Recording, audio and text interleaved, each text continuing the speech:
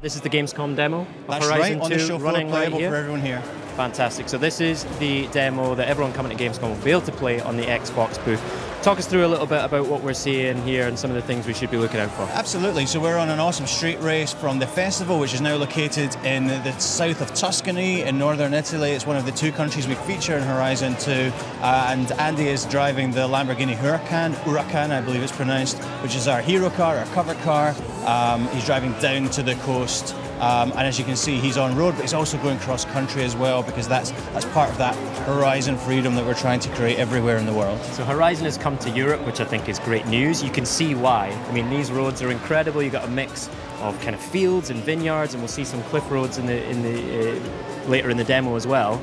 What kind of choices did you make? Why did you settle in northern Italy and the south of France? Well, you know, both the south of France and the north of Italy were individual locations we considered for the first game. Actually, eventually Colorado won out. But when we came to consider where we were going to set this game, we thought, you know, we have a bigger world now. We have more power at our disposal. Why not throw a net over both of those areas?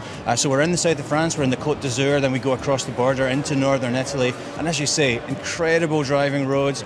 Phenomenal scenery, one of the most beautiful parts of the world, and incredible diversity as well, you know, and the types of places you explore, not just rural locations, but the city of Nice as well. And diversity in locations, diversity in weather as well, right? We're seeing the dynamic weather in action here. Talk us through this. Before our very eyes, yeah, we're absolutely delighted to be bringing dynamic weather to Forza for the very first time. It's something that we've really wanted to do. It's something that the fans have been asking us to do for a long time. We're delighted to be delivering it in Horizon 2. And you know what? It's a system which really leverages Xbox One, the power that we've got.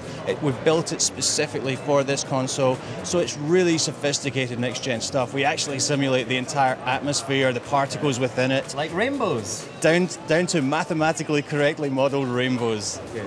Will there be double rainbows in Forza Horizon 2? I cannot reveal that at this time. Okay, that's probably a deal breaker for me, so we should talk about that later. But what implications does it have for gameplay when you bring in the dynamic weather? Right.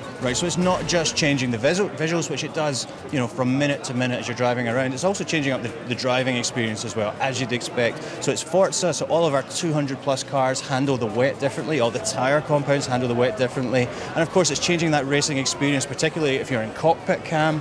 You know, you have the rain beating on the windscreen, your windscreen wipers on full, spray being kicked up by the car in front. You're really getting a changing driving experience that's very challenging and a lot of fun. All right, very good. So how did we get on here then? Doesn't look too good. I mean, I know we've got customization and personalization in Horizon 2, but that's probably not the type we're looking for. Going to be happy with that. Anyway, let's get into what you talked about today in the briefing. The most social racing game ever. That's a bold claim, Ralph.